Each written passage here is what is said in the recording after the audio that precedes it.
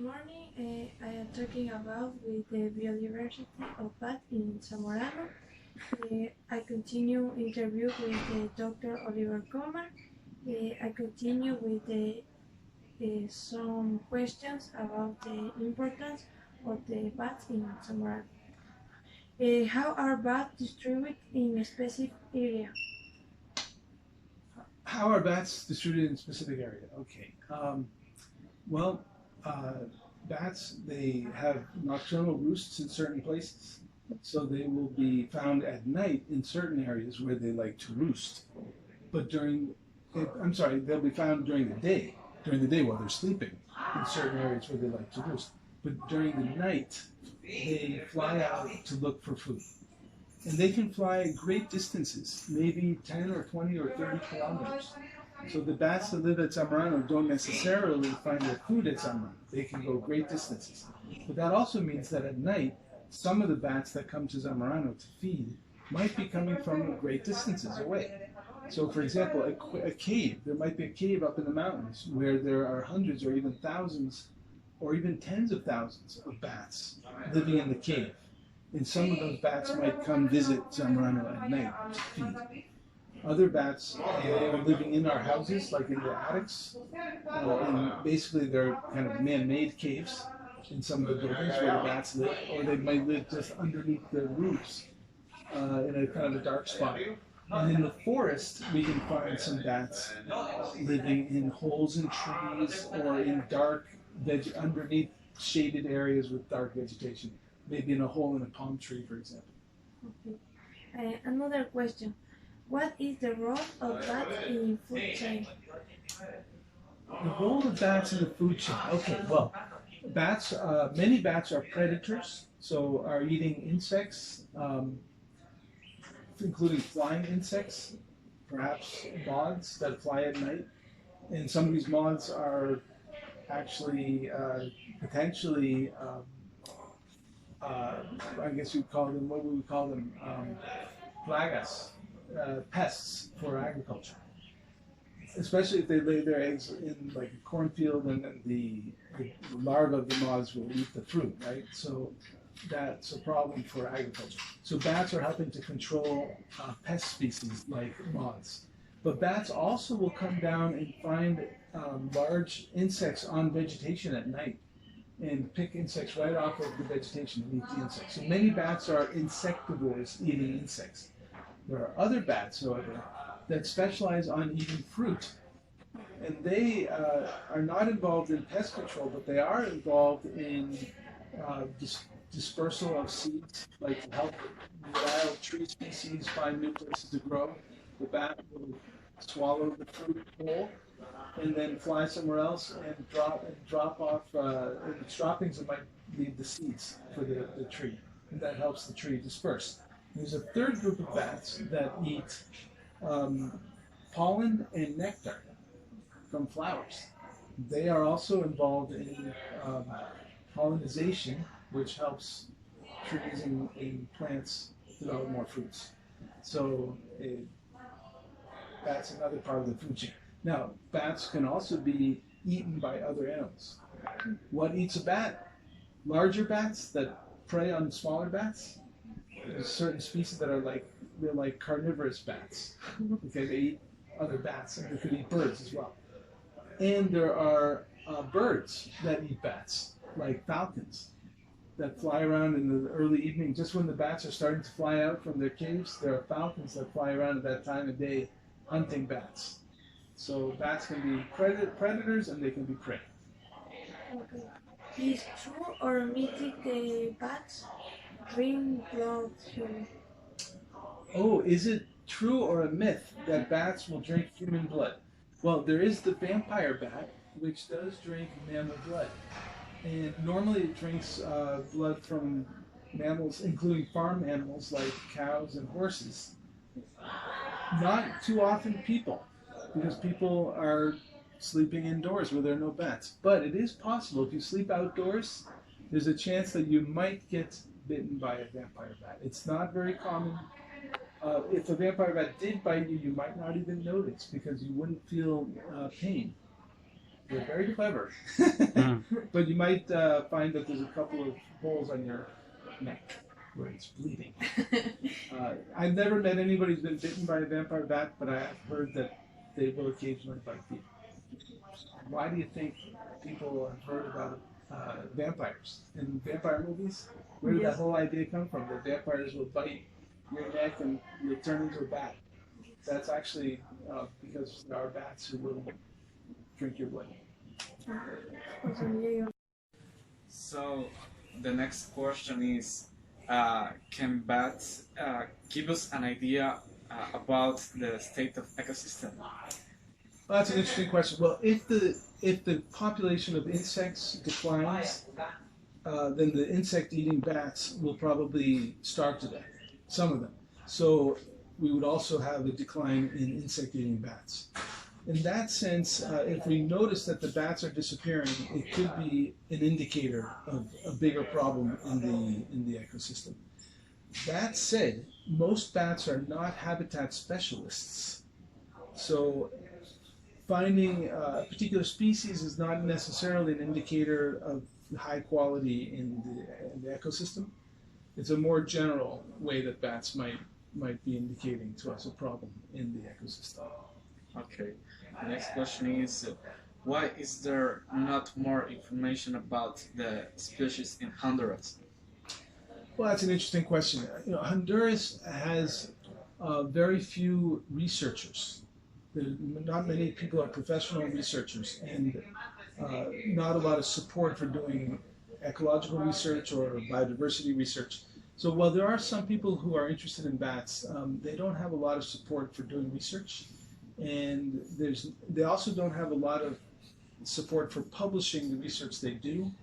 So some of the research that has been done has never been published. And in general, if you compare Honduras research productivity and the biodiversity or biology areas to other countries, it's one of the lowest in the world. One of the lowest in the world. So, I mean, if you look at, for example, the biology department in the university, National University, there are maybe 2 or 3 people with PhDs. Everybody else is just there to teach classes. A PhD is someone who's been trained in research methods.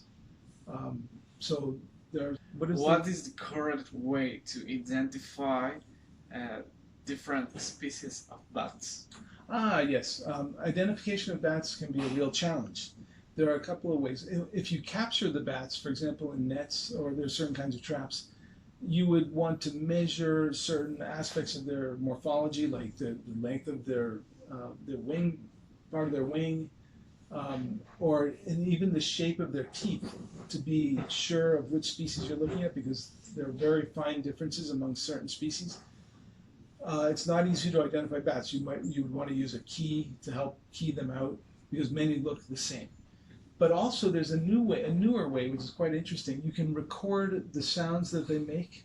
At night they make sounds for their ultrasound. It's called ultrasound for their navigation system. So as they're flying around, they're squeaking out little sounds. And then the sounds are bouncing off flying prey or other bats or other structures back to them. That helps them echolocate their prey or determine where they can fly without bumping into something. So those sounds are unique to each species, and there are now mechanisms to record ultrasound and compare it to a reference and identify the bat electronically.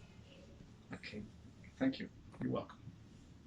Good night, my name is Kevin Santillan. I am going to do the interview with my friend Ivanova Lituma about the bat. So, what do you think about bats? I think they are an interesting animals. We need to know more about it and need to learn more about their origin or some characteristics. Okay. What do you think about the interaction the human with bats? I think we need more information because some people is scared about these animals because don't know about their habits or their environment or how to interact with them. And do you think that the bat help to the environment? Yes, obviously, all animals have a role in the environment, so each animal have an important work in the cycle of life. So are you agree the interaction of the human with bats? Yes, but we need to look for information because can be dangerous for us or dangerous for them. So we need a balance about the interaction. Do you think that the bat transmits some disease for the humans? I hear about it. I'm not secure about it, but I hear that when a bat beats you and take your blood, can transfer you some disease. But I'm not secure. I need more information about it. Okay. And do you know about the diet of bats?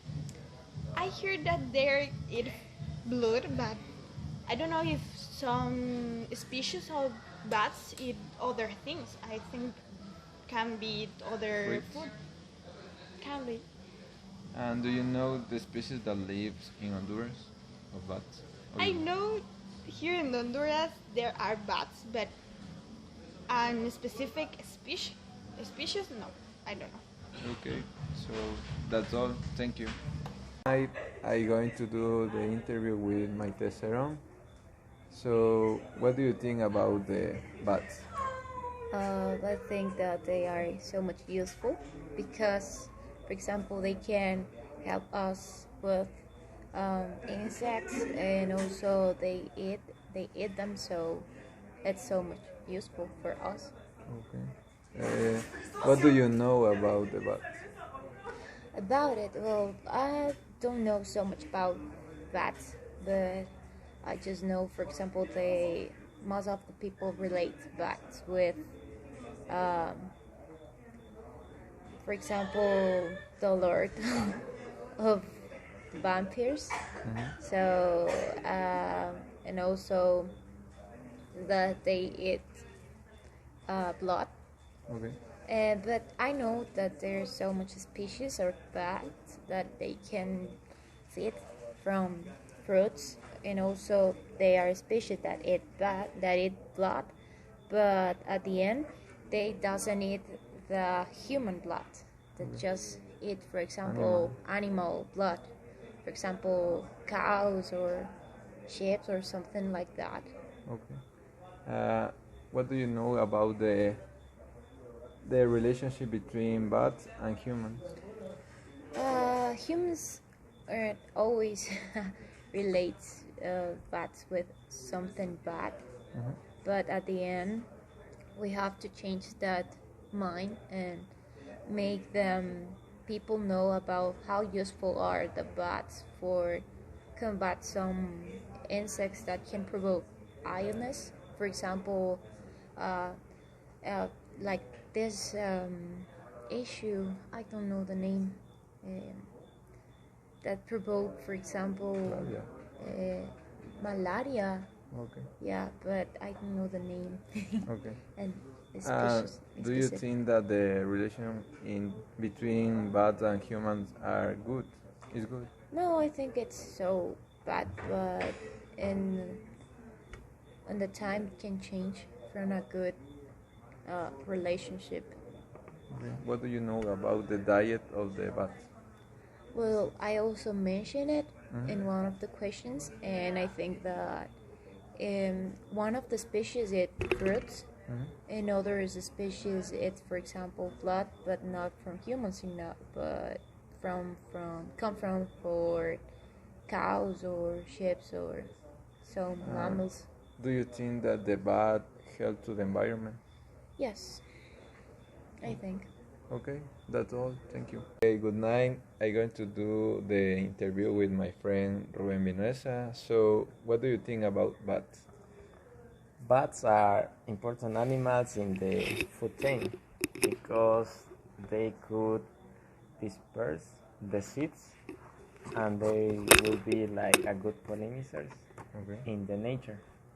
So people think that bats are ugly, but bats are really important because if they don't exist, it could be difficult to have the old plants that we have here in Zamorano, for example. The bee.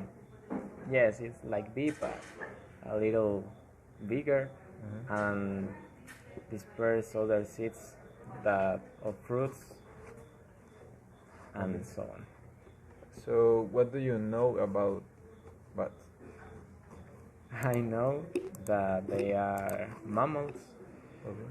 They do their activities at night and they feed with seeds, fruits, and other things that trees produce. Okay, so what do you think about the relation between humans and bats?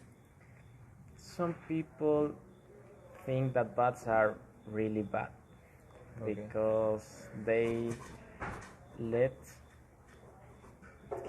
him or her point of view to influence with the movies that they see. Okay. They are confused with other class of animals. They think that bats eat blood and other things that are bad. Okay. Also, they like